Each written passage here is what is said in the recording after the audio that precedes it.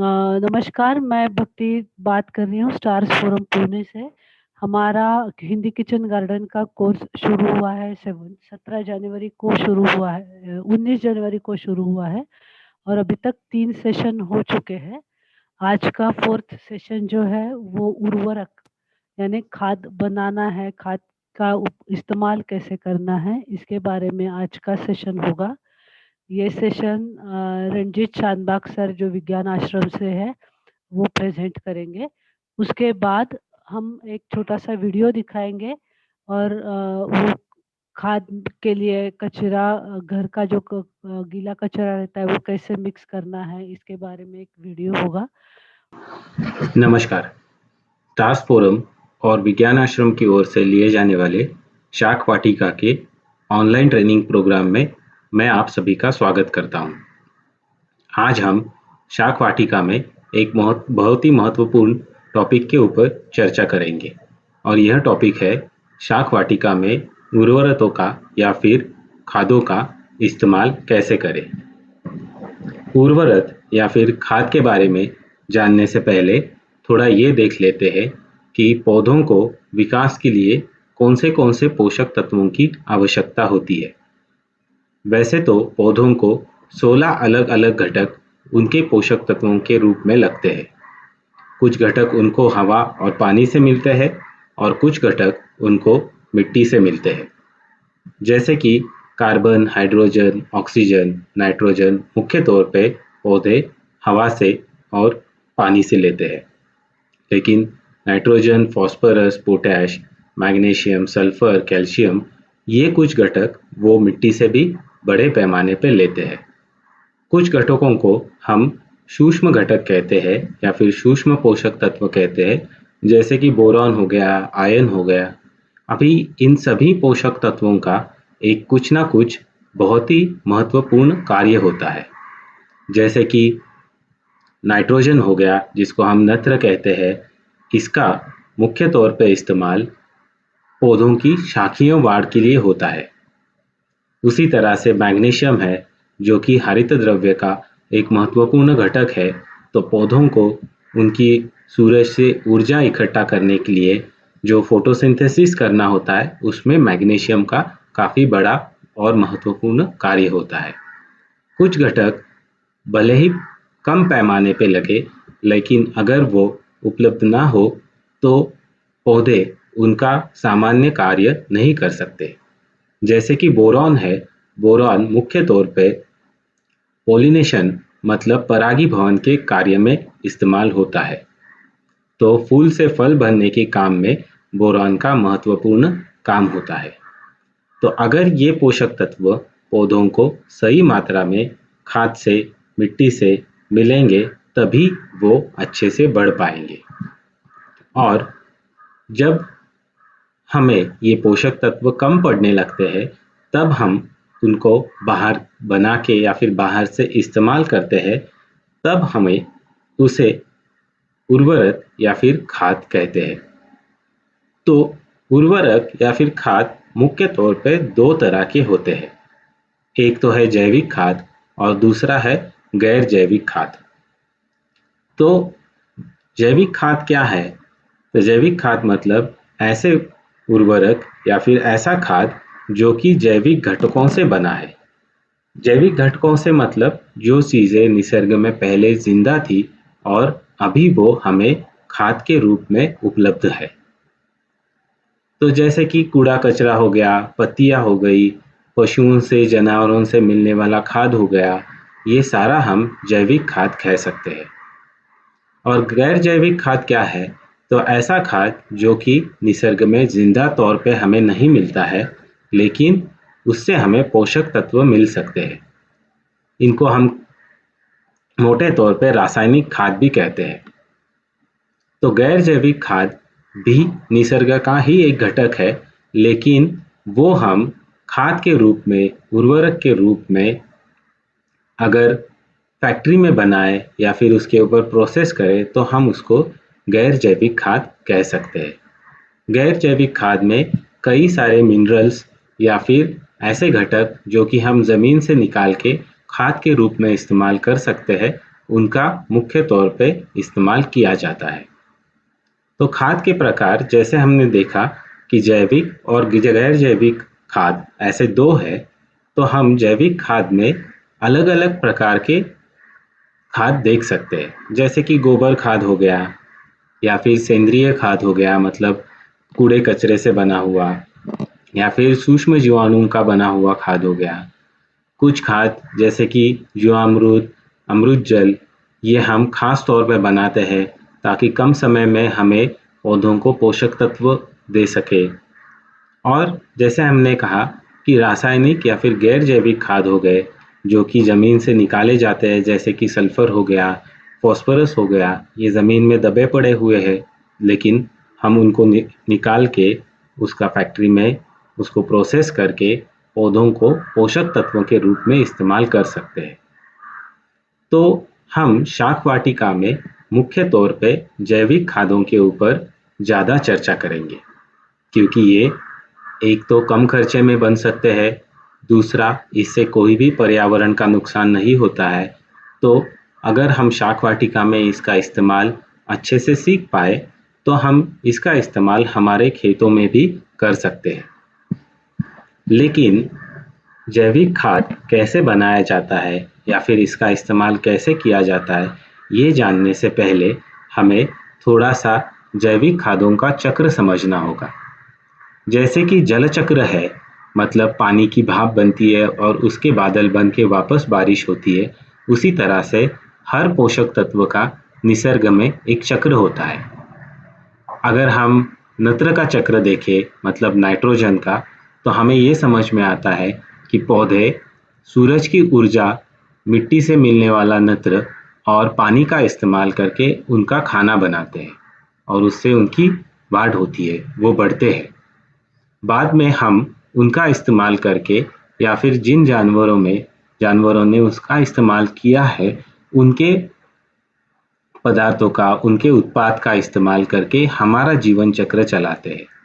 तो हम जो भी चीज़ें छोड़ देते हैं, उनसे वो नत्र, वो नाइट्रोजन वापस ज़मीन को मिलता है।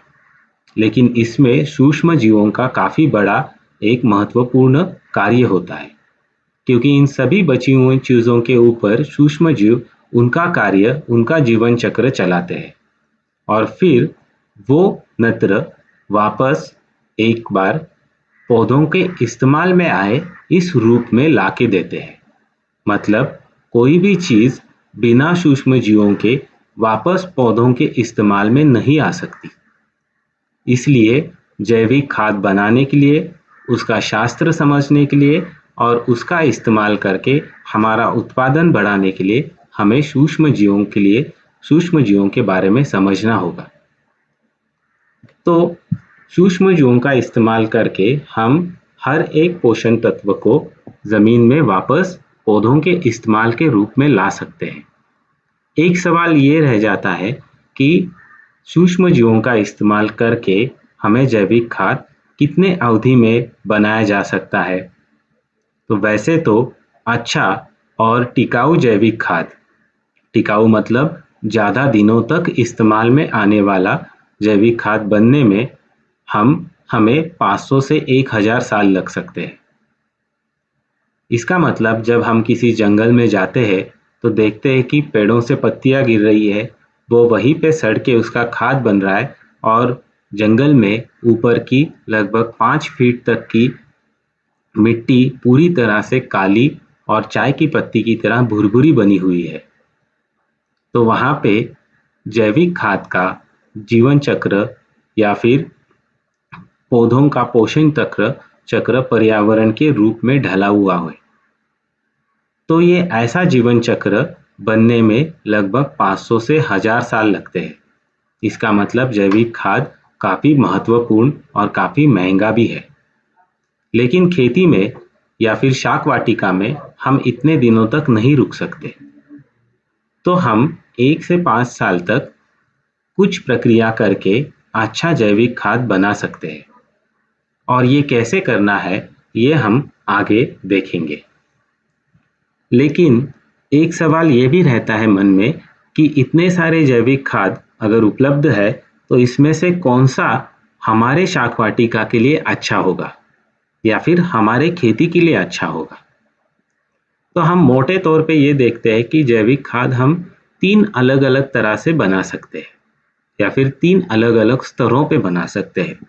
जैसे कि एक तो हो गया कूड़े कचरे से या फिर खेत में पड़ी हुए पत्तियों से बनने वाला खाद, जिसमें समय ज़्यादा लगता है, लगभग 2 साल। दूसरा हो गया गोबर या फिर हमारे पशुओं से मिलने वाले गोबर का खाद का इस्तेमाल खेती में, शाक वाटिका में करना, जिससे थोड़ा कम समय लगता है। और तीसरा हो गया केंचुओं से या फिर सूक्ष्म जीवों का इस्तेमाल करके खाद बनाना, जो कि काफ़ी जल्दी बन जाता है।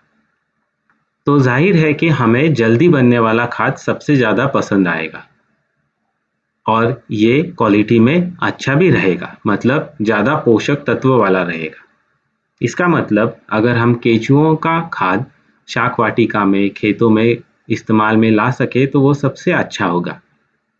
लेकिन गौर करने वाली एक ये भी चीज़ है कि केंचुओं का खाद जल्दी ख़त्म भी हो जाता है। अगर हम इसको गेहूं से रोटी बनने की तरह समझ में लेंगे तो आसानी होगी। जैसे कि गेहूं है, वो उसका उसका इस्तेमाल करने के लिए हमें पहले उसको पीसना पड़ेगा, आटा बना के फिर उसकी हम रोटी बना के खा सकते हैं। तो हमारे पौधों के लिए भी लगभग यही प्रक्रिया उनको जैविक खाद के इस्तेमाल में करनी होती है। मतलब हमारा खेती का या फिर हमारे शाक वाटिका का जो भी कूड़ा कचरा है, जो भी पत्तियां है, जो भी सड़ने वाली चीज़ें हैं, वो या फिर ज़्यादा समय सड़ने को लगने वाली चीज़ें हैं, उनसे खाद बनेगा, वो ज़्यादा दिनों तक हमारे शाक वाटिका में इस्तेमाल में आएगा और वो ज़्यादा बेहतर क्वालिटी का भी होगा। लेकिन अगर हमें जल्दी बनाना है, जल्दी इस्तेमाल में लाना है, तो हमें केंचुओं का खाद का इस्तेमाल करना होगा। लेकिन जैसे रोटी 1-2 दिन में खराब हो जाती है और गेहूं हम 1-2 साल तक रख सकते हैं, वैसे ही ये खाद का भी है कि केंचुओं का खाद में जल्दी मिलने वाले पोषक तत्व तो है, लेकिन ये जल्दी खत्म भी हो जाते हैं। इसका मतलब अगर हम ये तीनों प्रकार का खाद बना सके और हमारे शाक वाटिका में इस्तेमाल में ला सके तो वो सबसे बेहतर होगा। मतलब कूड़े कचरे से खाद बनाना, गोबर का इस्तेमाल करना और आखिर में केंचुओं का इस्तेमाल भी शाक वाटिका में करना, मतलब केंचुओं से बनने वाले खाद का इस्तेमाल भी करना, ताकि ये तीनों भी प्रकार के खाद हमारे शाक वाटिका में बनते रहे, निरंतर रहे और हमारे पौधों को पोषक तत्व देते रहे। तो पहले ये देख लेते हैं कि कूड़े कचरे से, पत्तियों से हम खाद कैसे बना सकते हैं। उसके लिए हमें हमारे बगीचे में जमा होने वाले सारी भूरी पत्तियाँ या फिर सूखी हुई पत्तियाँ, टहनियाँ जमा करके उसका एक बेड बनाना होगा। उसके लिए हम ऐसे प्लास्टिक का बेड का इस्तेमाल कर सकते हैं या फिर नीचे दिखाए गए तस्वीर की तरह हम हमारे शाक वाटिका में ही एक बेड बना सकते हैं। अगर इन पत्तियों को सड़ाने का काम सूक्ष्म जीवों के द्वारा हमें करना है, तो हमें सूक्ष्म जीवों को भी कुछ खाने के लिए देना होगा। इसके लिए हम गोबर के पानी का घोल बना के उसके ऊपर उसका छिड़काव कर सकते हैं। अगर हमारे पास गोबर का पानी नहीं है, तो यूरिया का, मतलब एक गैर जैविक खाद का इस्तेमाल करके उसमें हम हमारे उपयोग में आने वाले बैक्टीरिया, सूक्ष्म जीव का इस्तेमाल करके जल्दी खाद बना सकते हैं। तो ऐसे कूड़े कचरे का बेड बना के उसके ऊपर अगर हम गोबर का पानी या फिर यूरिया का इस्तेमाल करें तो हमें कम से कम समय में अच्छा खाद मिल सकता है। अभी बाजार में अलग अलग तरह के सूक्ष्म जीव भी उपलब्ध हो चुके हैं, जैसे कि ये वेस्ट डिकम्पोजर है। तो ये वेस्ट डिकम्पोजर क्या करता है, ये जल्दी खाद बनाने वाले बैक्टीरिया को हमें मुहैया कराता है, ताकि हम इसका इस्तेमाल करके हमारी पत्तियों को, कूड़े कचरे को जल्दी सड़ा सके। तो इसका इस्तेमाल हम कैसे कर सकते हैं? तो जैसे हमने कहा कि हमारा जो भी कूड़ा कचरा है उसका एक बेड बनाए, उसके ऊपर एक पानी का घोल का छिड़काव करें जिसमें वेस्ट डिकम्पोजर जैसे बैक्टीरिया हो और उसको नमी बनाए रखें।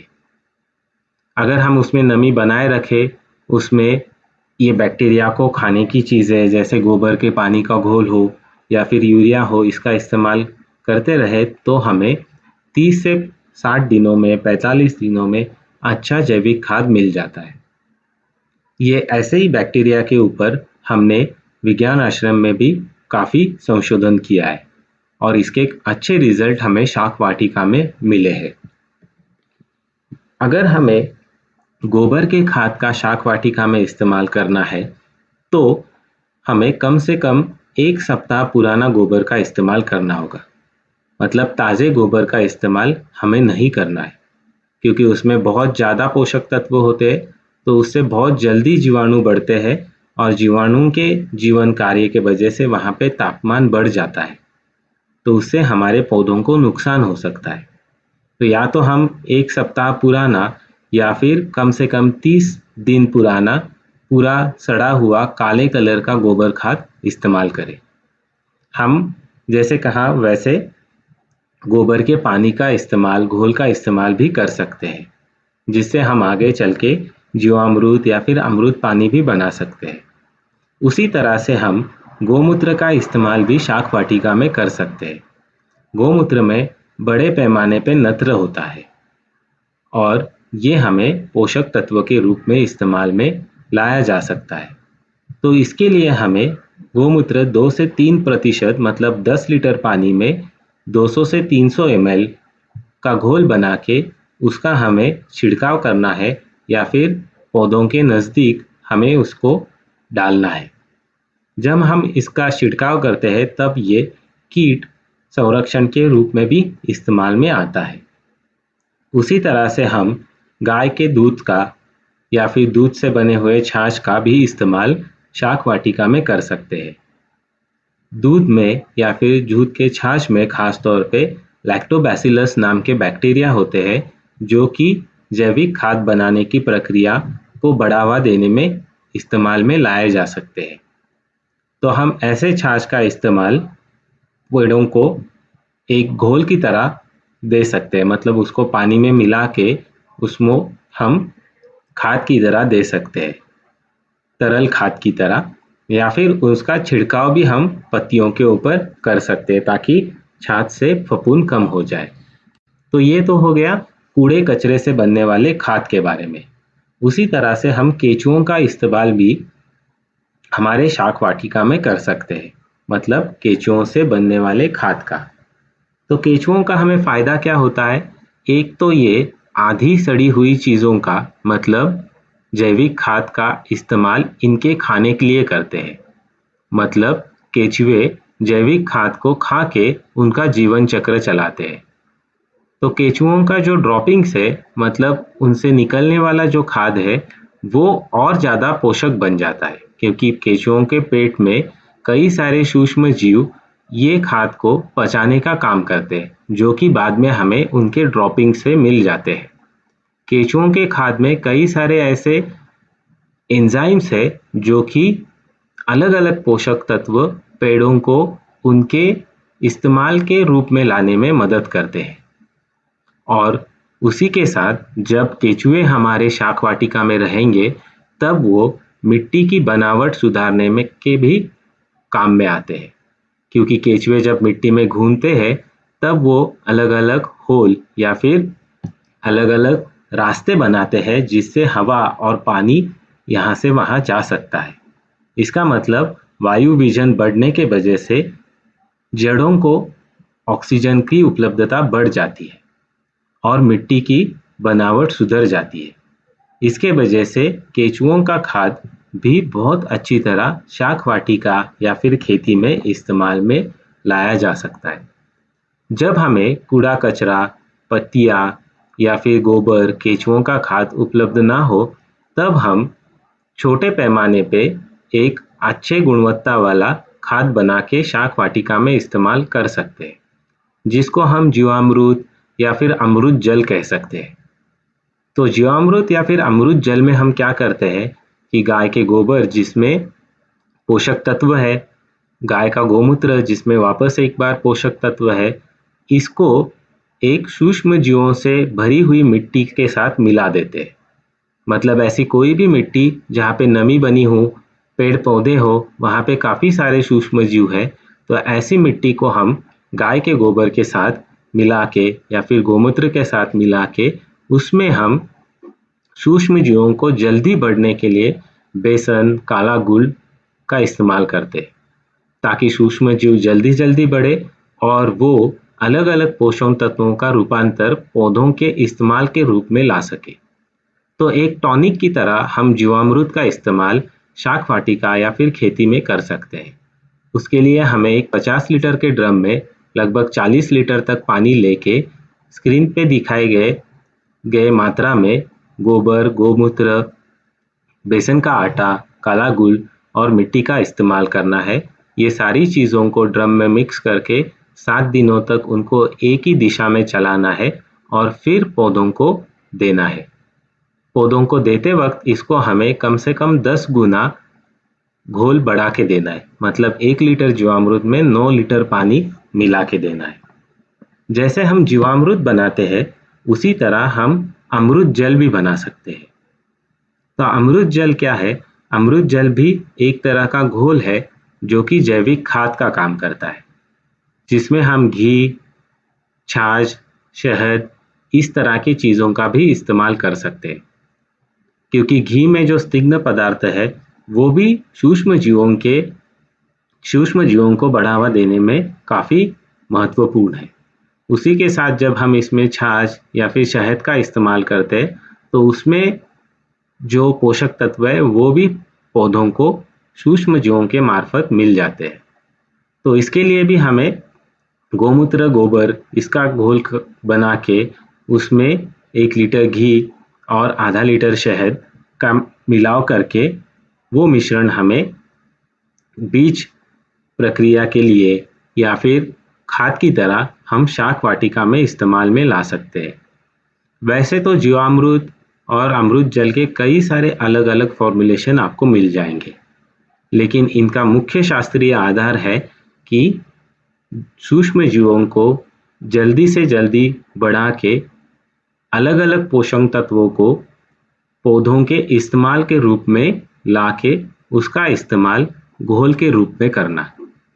तो जहाँ पे हमें कूड़ा कचरा या फिर कूड़े कचरे से बनने वाला जैविक खाद, गोबर और केंचुओं का खाद का इस्तेमाल करना मुमकिन नहीं है, जैसे कि शहरों में बनी हुई शाक वाटिकाएं हो या फिर कम जगह में ढलानों पे बनी हुई शाक वाटिकाएं हो, वहाँ पे जीवामृत या फिर अमृत जल का इस्तेमाल बहुत अच्छी तरह से किया जा सकता है। हमने जैसे देखा कि जैविक खाद बनने के लिए सूक्ष्म जीवों का इस्तेमाल काफ़ी महत्वपूर्ण है, क्योंकि जैविक खाद के चक्र में इनका काफ़ी महत्वपूर्ण रोल होता है। तो हम सूक्ष्म जीवों को बाजार से खरीद के भी शाक वाटिका में या फिर खेती में इस्तेमाल में ला सकते हैं। अलग अलग सूक्ष्म जीव अभी बाजार में बेचे जाते हैं, ताकि उसका इस्तेमाल हम बीज प्रक्रिया में, रोपाई के समय में या फिर बाद में भी कर सके। जैसे कि नत्र जल्दी उपलब्ध कराने वाले या फिर स्तरीकरण करने वाले जीवाणु हो, जैसे राइजोबियम, अजोटोबैक्टर जैसे जीवाणु हो, इनका इस्तेमाल हम शाक वाटिका में कर सकते हैं। फॉस्फोरस का स्थिरीकरण या फिर पिघलाने वाले जीवाणु हो, उनका इस्तेमाल हम कर सकते हैं। पालाश के अलग अलग जीवाणुओं का इस्तेमाल हम कर सकते हैं। तो ये जीवाणु जब हम बीज प्रक्रिया में या फिर रोपाई के समय में या फिर जैविक खाद के साथ इस्तेमाल करते हैं, तब इनकी मात्रा ज़मीन में बढ़ जाती है और जो भी पोषण तत्व ज़मीन में उपलब्ध है, लेकिन वो पौधों के लिए जिस मात्रा में या फिर जिस फॉर्म में, जिस रूप में उपलब्ध होने चाहिए, उस रूप में उपलब्ध नहीं है, तो ये जीवाणु उनको पौधों के इस्तेमाल के रूप में उपलब्ध करवा के देते हैं और पौधों की पौधों को मिलने वाले पोषण तत्व जल्दी उपलब्ध हो जाते हैं। तो ऐसे जैविक खाद भी हम बाजार से खरीद के हमारे शाक वाटिका में इस्तेमाल कर सकते हैं। इसी के साथ जैसे हमने देखा कि पत्तियां या फिर टहनियों का इस्तेमाल करके हमने खाद बनाया, उसी की तरह शाक वाटिका में खास तौर पे हम घरेलू कचरे का इस्तेमाल भी कर सकते हैं। तो हमारे घर का जो कूड़ा कचरा है, जो कि हम ऐसे ही फेंक देते हैं या फिर जिससे बदबू पैदा होती है या फिर हमें तकलीफ होती है, उसका इस्तेमाल हम बड़े आसानी से जैविक खाद के रूप में शाक वाटिका में कर सकते हैं। उसके लिए हमें उनको ठीक से सड़ाना होता है। ठीक से सड़ाना होता है मतलब हमें उसको योग्य मात्रा में हवा, योग्य मात्रा में पानी और योग्य तरह के जीवाणु मतलब सूक्ष्म जीव वहाँ पे डालने होते हैं। तो जो भी हमारे घर का कचरा है, जैसे कि पका हुआ खाना है या फिर बची हुई सब्जियां है, इनमें प्रोटीन ज़्यादा होता है या फिर वो पके हुए होते हैं, तो वहाँ पे सूक्ष्म जीव, एक अलग तरह के सूक्ष्म जीव जल्दी बढ़ने लगते हैं, जिससे एक बुरी बदबू आती है। तो वहाँ पे अगर हम योग्य तरह के सूक्ष्म जीव डालें और उसको अच्छी तरह हिलाए ताकि उसमें हवा और नमी बनी रहे, तो हमें 7 से 10 दिन में हमें एक अच्छा जैविक खाद मिल सकता है। और इसके ऊपर विज्ञान आश्रम में हमने काफ़ी काम किया हुआ है, काफ़ी संशोधन किया है, जिससे हमने ये यंत्र बनाया है जो कि इस तस्वीर में दिख रहा है। इसको हम अक्षय होम कंपोस्टर कहते हैं। तो ये यंत्र क्या करता है, तो हमारा जो भी कूड़ा बचा हुआ है किचन का, उससे उसमें हवा और पानी और जीवाणु या फिर सूक्ष्म जीव अच्छी तरह मिलाने का ये काम करता है। इसके ऊपर हम आगे भी चर्चा करने वाले हैं। लेकिन हम घर का कचरा, हमारे किचन का कचरा शाक वाटिका में इस्तेमाल में ला सके, तो हमें बाहर से जैविक खाद खरीदने की या फिर गैर जैविक खाद खरीदने की शाक वाटिका के लिए ज़रूरत नहीं रहेगी और हमारे उत्पादन में सातत्य बना रहेगा। कुछ अन्य भी जैविक खाद है जिसका इस्तेमाल शाक वाटिका में काफ़ी आसानी से किया जा सकता है। हमने देखा कि पत्तियों से, गोबर से, केंचुओं से खाद बनाया जा सकता है, लेकिन कई बार खास करके शहरों में इतनी जगह नहीं उपलब्ध हो पाती कि जहाँ पे ये खाद बनाया जा सके। तो वहाँ पे हम हमारे घर के खास तौर पे बची हुई सब्जियों की छिलकियाँ या फिर बचे हुए फलों की छिलकियों का इस्तेमाल करके हम बायो एंजाइम बना सकते हैं। बायो एंजाइम भी एक तरह का जैविक घोल ही है, लेकिन इसमें ऑक्सीजन विरहित प्रक्रिया का इस्तेमाल किया जाता है, जिसको हम अनएरोबिक कंपोस्टिंग कहते हैं। जैसे कि बायोगैस बनाया जाता है उसी तरह से। तो इसमें हम क्या करते हैं कि जो भी बचा हुआ खाना है, खास तौर पे फल है, फलों के छिलके हैं, उनको हम एक हवा बंद बॉटल में, मतलब जिसका ढक्कन से हवा बाहर ना जा सके, ऐसे बॉटल में डाल के उसमें गुड़ डाल के उसको हम 1 महीने तक सड़ाते हैं। ऑक्सीजन विरहित सड़ाने की ये प्रक्रिया है। तो इसमें से जो भी घोल बच जाता है, उसका इस्तेमाल हम बहुत अच्छी तरह जैविक खाद के रूप में शाक वाटिका में करते हैं या फिर कर सकते हैं। उसी तरह से हम कंपोस्ट टी भी बना सकते हैं। कंपोस्ट टी मतलब जो भी जैविक खाद हमने बनाया है, चाहे वो कूड़े से बना हो घर के या फिर पत्तियों से बना हो, उसके ऊपर पानी का छिड़काव करके उसका घोल निकाल लेना। तो इसमें सारे पोषक तत्व एक छोटे से घोल के रूप में हमें मिल जाते हैं, जो कि हम हमारे शाक वाटिका में कर सकते हैं। उसी तरह से हम केंचुओं का पानी भी इस्तेमाल कर सकते हैं, मतलब वर्मी वॉश। तो ये भी खाद हम अगर हमारे शाक वाटिका में या फिर टेरेस गार्डन में, बालकनी में बनाए, तो हमें अच्छे तौर पे इनका इस्तेमाल हम कर सकते हैं। तो अगर हम अलग अलग उर्वरकों या फिर खाद का इस्तेमाल शाक वाटिका में करना चाहते हैं, तो ये कैसे समझ ले कि हमारी शाक वाटिका में पौधों को योग्य मात्रा में पोषक तत्व मिल रहे हैं? क्योंकि हर बार हम मिट्टी का परीक्षण नहीं कर सकते, जैसे किसान करते हैं उस तरह से। तो कुछ ऐसी चीज़ों को हम अगर ध्यान में रखेंगे कि अच्छी मिट्टी कैसे पहचानी जाती है, तो हमें ये समझने में आसानी होगी। इसलिए हमें शाक वाटिका का अवलोकन करना होगा। इसमें हमें क्या देखना है कि मिट्टी दानेदार, मतलब चाय की पत्ती की तरह भुरभुरी है क्या? अगर ये भुरभुरी है, काले कलर की है, उसको अच्छी महक आ रही है और मिट्टी में हमें केचुए दिख रहे हैं, तो हमें समझना है कि हमारे पौधों को सारे पोषक तत्व योग्य प्रमाण में मिल रहे हैं। और अगर हमें बाहर से खाद बना के शाक वाटिका में इस्तेमाल करना है, क्योंकि पहला तो ये होना चाहिए कि शाक वाटिका में बाहर से खाद डालने की ज़रूरत ही ना पड़े। वहीं पे सारा जो भी उर्वरकों का या फिर खाद का जीवन चक्र है वो वहीं पे चलता रहे।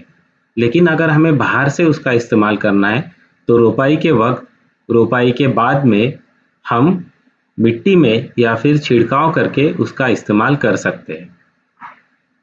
हमारा उद्देश्य ये होना चाहिए कि शाक वाटिका में जो भी मिट्टी है उसका ऑर्गेनिक कर्ब, मतलब ऑर्गेनिक कार्बन 2% से ज़्यादा हो। जब ये 2% से ज़्यादा होगा तब हमें मिट्टी दानेदार, चाय की पत्ती की तरह और मीठे महक वाली दिखेगी, जिसमें कई सारे केचुए हैं। तो अगर हम इस तरह से हमारी शाक वाटिका की मिट्टी बना पाए तो हमारे उत्पादन में सातत्य रहेगा और हमें शाक वाटिका से ज़्यादा फायदा मिलेगा। तो अगर आपको इस बारे में और कोई जानकारी चाहिए या फिर आपके कोई प्रश्न है, तो आप हमें ज़रूर भेजिए और हम उसके ऊपर चर्चा करेंगे। धन्यवाद।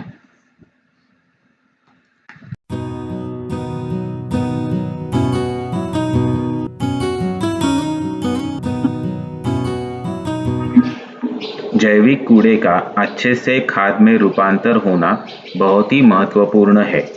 इससे हमें ना ही कम समय में अच्छा जैविक खाद मिलेगा, बल्कि मीथेन जैसे वायु का विसर्जन कम होके प्रदूषण में भी कमी आएगी। कंपोस्ट खाद बनाने के लिए गीला कूड़ा और सूखा कूड़ा एक साथ मिलाना होता है। गीला कूड़ा 70% और सूखा कूड़ा 30% होना चाहिए। गीला कूड़ा हम उस कूड़े को कहेंगे जो कि मुख्य रूप से रसोई घर से आता है, जैसे कि फलों की, सब्जियों की छिलकियाँ, सूखे हुए हरे पत्ते। और सूखा कूड़ा हम उस कूड़े को कहेंगे जो कि पूरी तरह सूखा हुआ है, जैसे कि बगीचे में गिरे हुए पत्ते या फिर कागज या फिर मूंगफली की छिलकियाँ। इस तरह से सूखा कचरा या फिर कूड़ा होता है।